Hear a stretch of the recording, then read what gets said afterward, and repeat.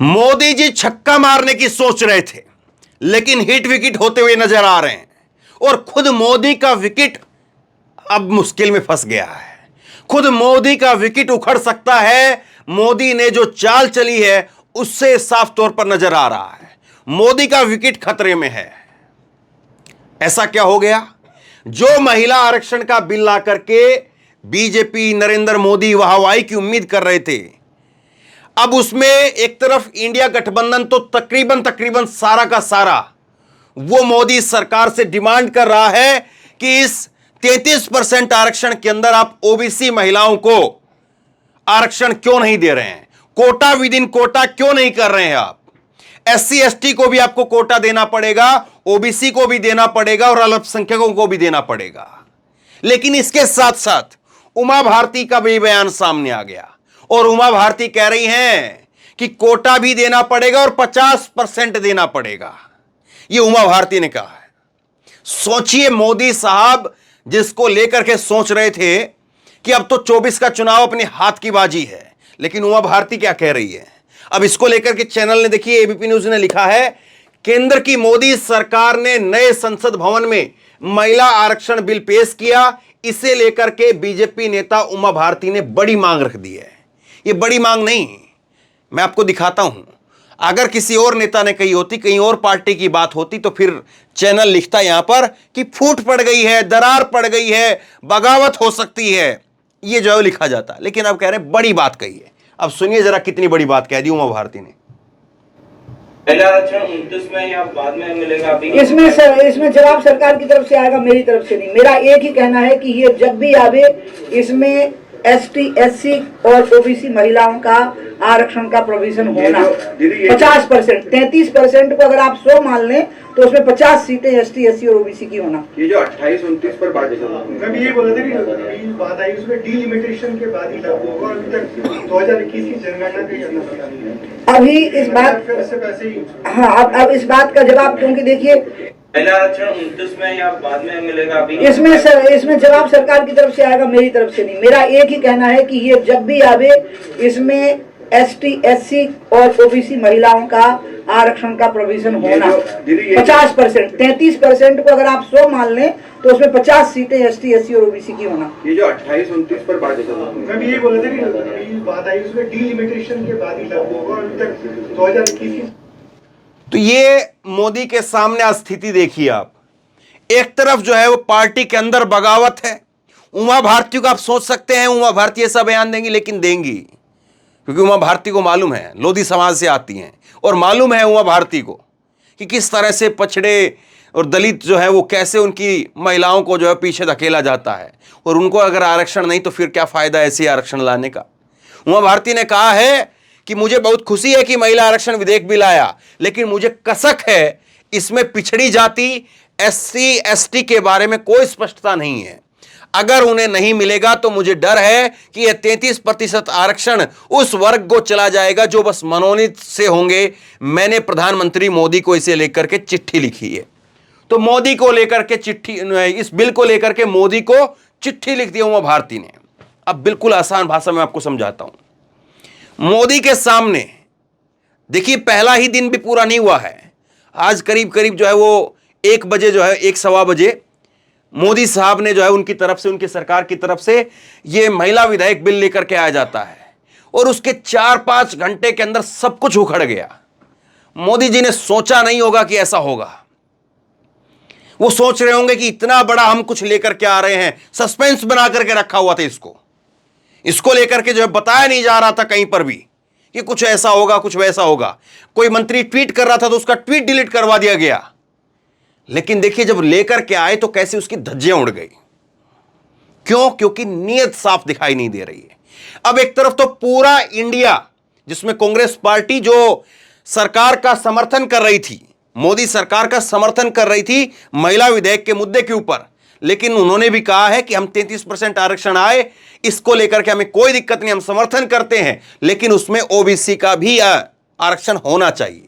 आगे मल्लिकार्जुन खड़गे की तरफ से ऑफिशियली जो है मैं आपको दिखा देता हूं। तो सोचिए, एक तरफ तो पूरा इंडिया अलायंस, इंडिया गठबंधन, जिसमें अखिलेश यादव हैं, लालू प्रसाद यादव हैं, नीतीश कुमार हैं, एमके स्टालिन हैं, सबके बयान सामने आ चुके हैं। कांग्रेस पार्टी की तरफ से आधिकारिक बयान सामने आ चुका है। तो एक तरफ तो इंडिया गठबंधन वो ओबीसी कर रहा है और दूसरी तरफ से पार्टी के अंदर ओबीसी कर रहे हैं। लेकिन जो अपने आप को ओबीसी नेता घोषित करते हैं और जिसके नाम का ओबीसी का ढिंडोरा पीटा जा रहा था कुछ समय पहले, जब राहुल गांधी को सजा हुई थी, उस वक्त में कहा गया था कि राहुल गांधी ने एक ओबीसी नेता का अपमान कर दिया। वही ओबीसी नेता जो आज प्रधानमंत्री की कुर्सी पर बैठा हुआ है, वही ओबीसी नेता ओबीसी को जो है वो रिजर्वेशन देने के लिए क्यों तैयार नहीं है? सवाल यह खड़ा होगा। और कब तक इसको छिपाएंगे? कब तक जो इस पर पर्दा डालेंगे? आपने तो बैठे बैठाए जो एक आफत मोल ले ली है। आप सोच रहे थे इसको मास्टर स्ट्रोक कि ये तो पता नहीं क्या कर बैठेंगे, हम क्या कर देंगे, क्या बदल जाएगा। सब कुछ धरा का धरा रह गया और उल्टा मोदी साहब के लिए ऐसा लगता है कि एक आफत आ गई है। क्यों? पहली तो इसमें ओबीसी आरक्षण देना पड़ेगा, लिखवा करके ले लीजिए, मान करके चलिए कि ये ओबीसी आरक्षण तो हर हाल में मोदी सरकार को देना पड़ेगा। अगर नहीं दिया 2024 से पहले तो 2024 में ओबीसी का वोट नहीं मिलेगा और ओबीसी के जितने भी चेहरे हैं ना, ये राजभर है, अनुप्रिया पटेल है, चिराग पासवान है, ये जितने भी आपको दिखाई देते हैं, इनको भी लोग जो है वोट नहीं देंगे। ये जाहिर सी बात है, क्योंकि आरक्षण को लेकर के आपको मालूम है ना, एक बार मोहन भागवत ने बयान दिया था 2015 में बिहार के अंदर कि आरक्षण को लेकर के हम जो है वो सोच विचार करेंगे, और ऐसा विचार हुआ था कि खदेड़ा हो गया था वहां से। 2014 में मोदी की लहर के बाद में बिहार में जीत नहीं पाए थे, वहां से खदेड़ा हो गया था। तो आरक्षण तो ओबीसी को देना ही देना पड़ेगा, इसमें कोई दो राय नहीं है। कब देंगे, कितनी और फजीयत होगी इस मामले पर वो मालूम नहीं, लेकिन देना पड़ेगा। दूसरी बात यह कि जब इसको आप लागू ही नहीं करवा रहे हैं, 2024 में लागू ही नहीं होना, किसी कंडीशन में लागू नहीं होना, कहीं तक लागू होने के दूर दूर तक चांस नहीं है। पहले जनगणना होगी, जनगणना होने के बाद में परिसीमन होगा, तब जाकर के लागू होगा। और ये तो हो नहीं सकता है। जनगणना कोई 1 महीने का काम नहीं, 6 महीने का काम नहीं है। जनगणना में साल भर उसमें लग जाएगा, साल भर उसमें लगेगा, फिर उसके बाद में 2 साल जो है परिसीमन में लग जाएगा, 3 साल 4 साल भी हो सकता है लग जाए, तब जाकर के जो है वो ये लागू हो पाएगा। और तब तक मोदी जी यहां रहेंगे नहीं रहेंगे दिल्ली की कुर्सी पर, मालूम नहीं। अब देखिए एक बात और दिखाता हूं मैं आपको, मोदी ने आज क्या बयान दिया जब महिला आरक्षण को जो है बिल रखा गया, तब क्या कहा सुनिए। महिलाओं को अधिकार देने का, उनकी शक्ति को आकार देने का काम करने के लिए भगवान ने मुझे चुना है। गजब बात है। एक बार फिर हमारी सरकार ने कदम बढ़ाया है। कल ही कैबिनेट ने महिला आरक्षण वाले बिल को मंजूरी दे दी है। सरकार ने इस बिल को, महिला आरक्षण को, नारी शक्ति वंदन अधिनियम का नाम दिया है। सारी बात भूल जाइए, केवल इस बात को देखिए। इस काम को करने के लिए भगवान ने मुझे चुना है। मुझे याद नहीं आता है कि किसी प्रधानमंत्री के भाषण में, और खास करके ये बात नरेंद्र मोदी जी ने देश की नई संसद में खड़े होकर के कही है, कि किसी प्रधानमंत्री ने कहा हो, इंदिरा का बयान जो आप उठा करके देख लीजिए, उनके भाषण उठा करके देख लीजिए, मैंने कहीं नहीं पढ़ा कि उन्होंने कहा हो कि पाकिस्तान के 2 टुकड़े करने के लिए भगवान ने मुझे चुना है। मैंने नहीं पढ़ा कहीं पर। या और जो है मनमोहन सिंह ने कहीं पर कहा हो, अब दुनिया भर में अर्थशास्त्री के रूप में जो है वो जाना जाने के लिए भगवान ने मुझे ही चुना है। किसी ने नहीं कहा अपने आप से, लोगों ने लोगों के लिए बहुत कुछ कहा है। और दूसरा देखिए आप, ये देखिए आज की तस्वीरें, ये पुरानी तस्वीर नहीं दिखा रहा हूं, ये आज की तस्वीर देखिए आप, ये नई संसद की तस्वीर है। और इस नई संसद की तस्वीर के अंदर, इस पूरे हॉल के अंदर आपको कौन नजर आ रहा है? बताइए जरा।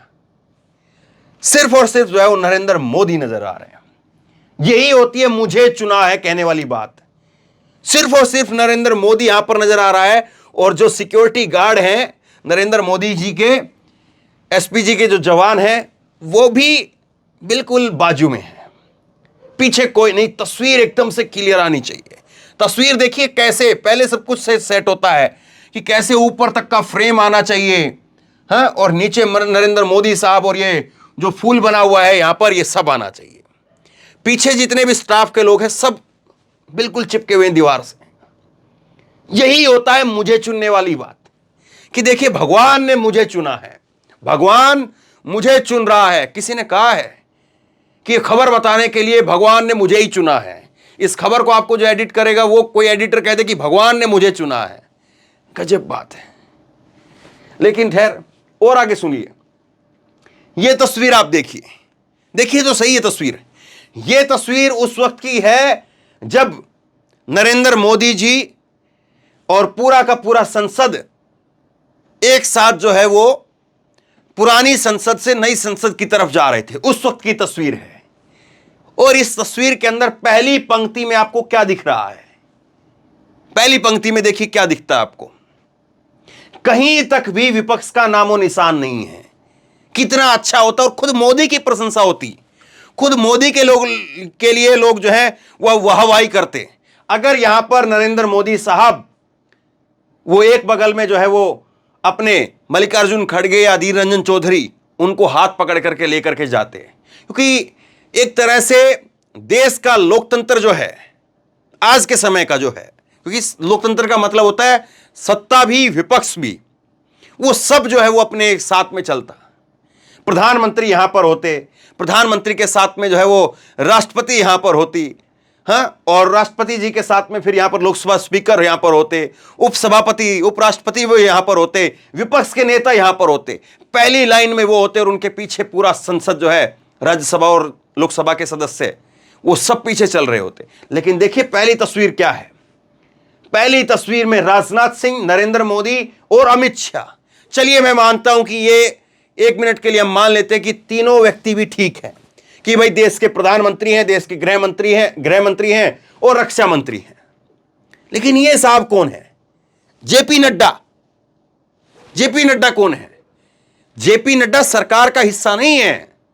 जेपी नड्डा संसद के अंदर लोकसभा, जेपी नड्डा जो है वो नेता है, एक बीजेपी के नेता है, सांसद है, सरकार को कैबिनेट का कोई मंत्री नहीं है ये।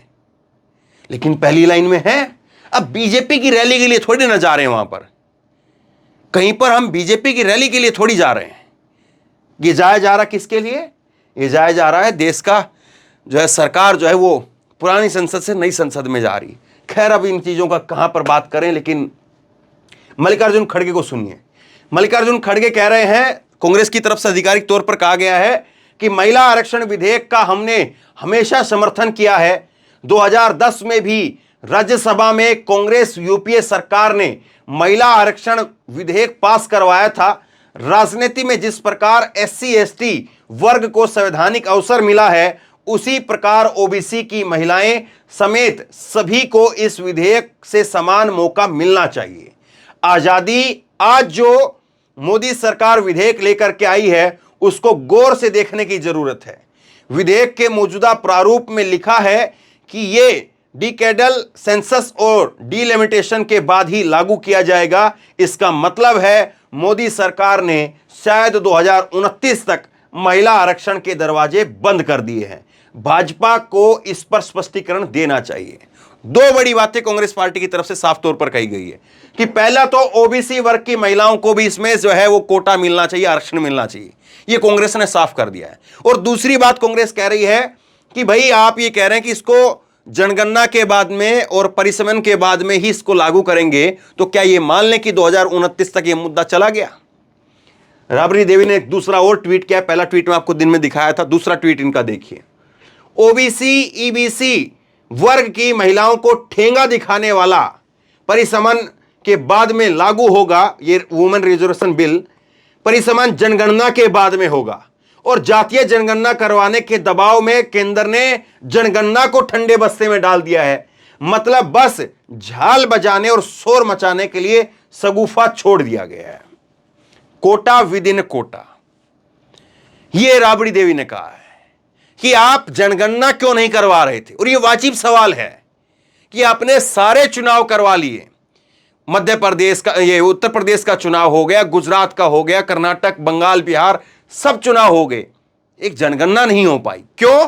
क्योंकि विपक्ष कह रहा है कि जातीय जनगणना होनी चाहिए, और आप जातीय जनगणना के पक्ष में नहीं है, चाहते नहीं है, और इसीलिए जनगणना नहीं हो पा रही है। वरना और दूसरी वजह क्या हो सकती है? क्योंकि कोरोना अगर है तो कोरोना बाकी सब चीजें चल रही है, उसमें कोरोना नहीं है, और जनगणना में कोरोना आ जाता है। 2021 में होनी थी, चलिए 2021 में ना करते आप, 2022 में उत्तर प्रदेश का चुनाव हुआ, तब क्यों नहीं किया? 2023 में क्यों नहीं शुरुआत करी? कम से कम 2024 के आते आते खत्म हो जाती जनगणना, तो 2024 में आते आते जो है इसके कुछ होता कि हां कहीं पर यह लागू होने के चांस दिखाई दे रहे हैं, लेकिन नहीं साहब। दलीप मंडल ने लिखा है कि Congress, Sapa, Basapa, RJD, JDU, DMK, NCP समेत लगभग पूरे विपक्ष ने महिला आरक्षण में ओबीसी कोटे को देने की मांग की है। अब दामोदार बीजेपी के ऊपर है कि वह साबित करे कि नरेंद्र मोदी ओबीसी विरोधी हैं या नहीं है। यह बीजेपी को साबित करना है। और मोदी साहब कौन है? मोदी साहब वही हैं। ओबीसी का विरोध क्यों कर रहे हो? ओबीसी का अपमान क्यों कर रहे हो? ओबीसी तो आप खुद है ना साहब, आप करिए, ओबीसी को हक दीजिए। ओबीसी अपना हक मांग रहा है। एक और देखिए साहब, क्या कहें, गजब की बात हो रही है आजकल। ये देखिए, एक अंजना ओम कश्यप का ट्वीट आया शाम को, और मैं बड़ा हैरान रह गया इस ट्वीट को जब मैंने देखा। इन्होंने लिखा कि इसकी कल्पना मैंने कभी की नहीं थी, मेरे लिए अनूठा अनुभव है। आज का स्पेशल रिपोर्ट क्यों स्पेशल है? रात 8 बजे देखिए, टीवी न्यूज के इतिहास में ऐसा पहली बार होने जा रहा है। स्क्रीन देख करके आप दंग रह जाएंगे। मैं सोचा कि पता नहीं क्या लेकर के आएंगे ये लोग, लेकिन क्या लेकर के आए? कुछ नहीं, एक नकली एंकर और एक जो है वो अंजना ओम कश्यप खुद। अब वो कितना असली नकली हैं वो आप खुद जानते हैं। तो ये बस ये केवल कहा भाई, एक जो है वो अंजना ओम कश्यप 2.0 ले आए हम लोग, एक अंजना ओम कश्यप खुद है। लेकिन असली खबर कहां पर मिलेगी? असली खबर की ये कि आप किसी को ये बता पाएंगे कि टिकट किसने दिए? सबसे ज्यादा कांग्रेस ने सबसे ज्यादा टिकट दिए हैं, चाहे वो 1996 से पहले की बात हो या 1996 से बाद आज की बात हो। कांग्रेस ने हमेशा एससी एसटी उनको सबसे ज्यादा टिकट दिए हैं। बीजेपी जो टिकट देती है उससे ज्यादा टिकट जो है वो हमेशा कांग्रेस दे रही है। मैंने आपको दिन में बताया, कांग्रेस टिकट देती है करीब करीब 27% एससी एसटी को, और बीजेपी देती है 11%। तो ये क्या फायदा? चाहे असली ले आओ, चाहे नकली ले आओ, कोई भी ले आओ, खबर ही नहीं बता रहे हैं तो फिर करेंगे क्या लोगों का? और कह रहे कि टीवी के इतिहास में ये हो रहा है तो हो रहा होगा। एक और ट्वीट आपको दिखाता हूं, देखना बहुत जरूरी है आज। ये आप देखिए, विनीश फोगाट क्या कह रही है। विनीश फोगाट ने एक लंबा चौड़ा ट्वीट किया, और विनीश फोगाट कह रही कि लोकसभा के अंदर कानून मंत्री अर्जुन मेघवाल ने महिला आरक्षण बिल, नारी शक्ति वंदन अधिनियम को लोकसभा में पेश किया। इस बिल के दोनों सदनों में पारित होने के बाद लोकसभा में महिला सांसदों की संख्या 181 हो जाएगी। इस बिल को लाने के लिए मैं सरकार को बधाई देने के साथ साथ पूछना चाहती हूं कि सरकार एक तरफ महिलाओं को सम्मान दिलाने के लिए यह बिल लेकर के आ रही है, दूसरी तरफ महिला पहलवानों के यौन शोषण के आरोपी बृजभूषण जैसे व्यक्ति को संरक्षण दे रही है। 2 दिन पहले ही देश की एक महिला पहलवान को बदनाम करने के लिए उसके नाम से फर्जी वीडियो सोशल मीडिया पर अपलोड कर दी जाती है। सरकार कहां सो रही है? क्या उस महिला पहलवान को सरकार न्याय दिला पाएगी? सरकार न केवल बृजभूषण जैसे लोगों को, इंसानों को बचा रही है, बल्कि उस मानसिकता के लोगों को भी बढ़ावा दे रही है। बिल आने के बाद उम्मीद करूंगी कि 181 महिला सांसद संसद में बैठेंगी और वो महिलाओं के सम्मान के लिए लड़ेंगी और महिलाओं के साथ में खड़ी होंगी। अब 181 क्या 1081 खड़ी हो जाएं तो भी नहीं बोल पाएंगी, क्योंकि 81 बोली क्या? बोलने के लिए तो एक में से एक ही काफी होता है। अगर कोई बोलने वाला है तो एक ही काफी है भैया, बोलने वाला एक भी बहुत है। ना बोले तो 1081 खड़े हो जाए, क्या फर्क पड़ता है? 81 की बजाय 181 हो जाए, क्या फर्क पड़ता है? तो कौन कितना किस तरह से है ये तो आपके सामने चीजें हैं। लेकिन नरेंद्र मोदी जो हैं वो सोच बहुत कुछ रहे होंगे शायद, लेकिन आज उनके जो पत्ते हैं, पूरे दिन भर की खबरें देखने के बाद ये साफ तौर पर दिख रहा है कि उल्टे पड़ रहे हैं। और मोदी को कितना खामियाजा होगा इसका, और मोदी सरकार कैसे इससे निपट पाएगी, ये तो वक्त बताएगा। आप बताइए कि सरकार ने ये महिला आरक्षण बिल ला करके कितना फायदा किया है? लोगों का फायदा हुआ है, सरकार का फायदा हुआ है, या नुकसान ही नुकसान है? बताइए जरा, नीचे कमेंट बॉक्स में अपनी राय लिख करके जरूर बताइए। इस वीडियो को खूब शेयर कीजिए, लोगों तक पहुंचाइए और इसी तरह की तमाम खबरों के लिए ऑनलाइन न्यूज इंडिया को सब्सक्राइब कीजिए। साथ में जो बेल आइकन है घंटी उसको जरूर दबाइए, ताकि जैसे ही कोई खबर अपलोड करें उसकी नोटिफिकेशन सीधे सबसे पहले आपको मिल सके। और अगर ये वीडियो फेसबुक पर देख रहे हैं तो फेसबुक पर हमारे पेज को लाइक कीजिए, फॉलो कीजिए और इस खबर को शेयर कीजिए। धन्यवाद।